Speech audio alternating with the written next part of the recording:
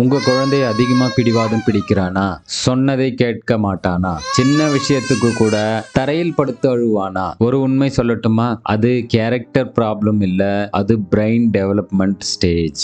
ஏன்னா பிரெயின் இன்னும் முழுவதுமாக வளர்ச்சி அடையவில்லை.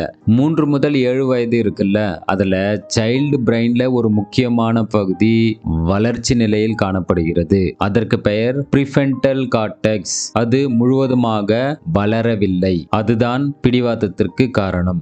ஏன்னா ப்ரீஃப்ரண்டல் கார்டெக்ஸ் தான் இம்பல்ஸ் கண்ட்ரோல், லாஜிக்கல் திங்கிங், இது சரி இது தவறு என அனலைஸ் பண்ணுற திறன். அந்த ஏரியா வளரும் பொழுது எமோஷன் ஸ்ட்ராங்காக இருக்கும். அதனால் தான் வேணும்னா வேணும், இப்பவே வேணும்னு அடம் பிடிப்பான்.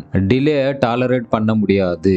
ஏன்னா அந்த நேரத்துல பிரெயின்ல அமைக்டாலா ஆக்டிவேட் ஆகுது. அது டேஞ்சரை டிடெக்ட் பண்ற சிஸ்டம். அந்த நேரம் சைல்டு பிரெயினுக்கு சாக்லேட் கிடைக்காதது கூட த்ரெட் மாதிரி ஃபீல் ஆகும். அந்த நேரம் நீங்க லாஜிக்கை எக்ஸ்பிளைன் பண்ணீங்கன்னா பிரெயின் கேட்காது. ஏன்னா எமோஷன் பிரெயின் ஆக்டிவா இருக்கும், திங்கிங் பிரெயின் ஆஃப்லைன்ல இருக்கும். நீங்க கத்துனீங்கன்னா சைல்டு பிரெயின் என்ன லேர்ன் பண்ணுது?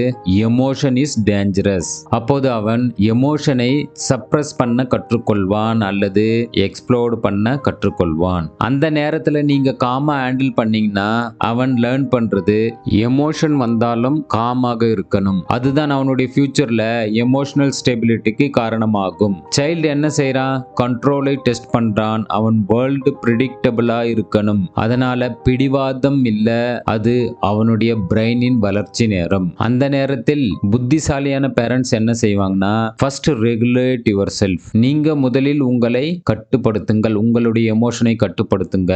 கிளியரா சின்ன இன்ஸ்ட்ரக்ஷனை கொடுங்க, சாய்ஸை கொடுங்க.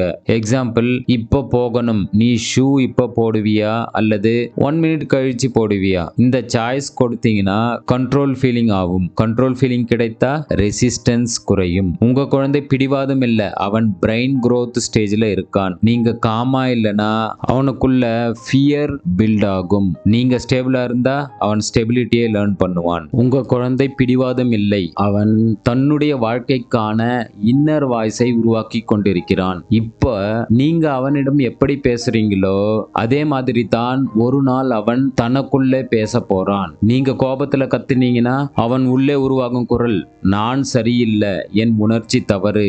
நீங்க அமைதியா உறுதியா எல்லை வைத்தீங்கன்னா அவன் உள்ளே உருவாகும் குரல், எனக்கு உணர்ச்சி வரலாம், ஆனால் நான் பாதுகாப்பில் இருக்கிறேன். சிக்கல் வந்தாலும் சமாளிக்கலாம். அமைதி பலவீனம் இல்லை. நினைவில் வையுங்க, நீங்க குழந்தையை வளர்க்கல, அவன் எதிர்கால மனதை வடிவமைக்கிறீங்க. இந்த வீடியோ பிடித்திருந்தால் லைக் அண்ட் ஷேர் பண்ணுங்க. இது போன்ற வீடியோக்களுக்கு சேனலை சப்ஸ்கிரைப் பண்ணிக்கோங்க. நன்றி நண்பர்களே.